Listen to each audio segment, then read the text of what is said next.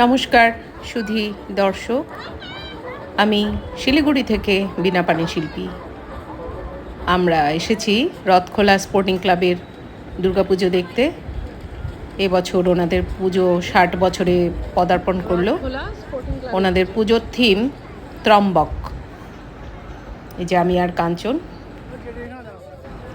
আসুন আপনাদের প্যান্ডেলটি ঘুরে দেখাই।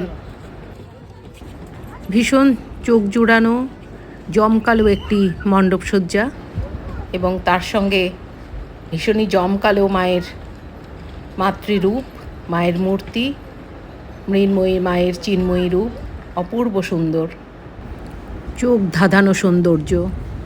ত্রম্বক শব্দের অর্থ 3 চোখওয়ালা।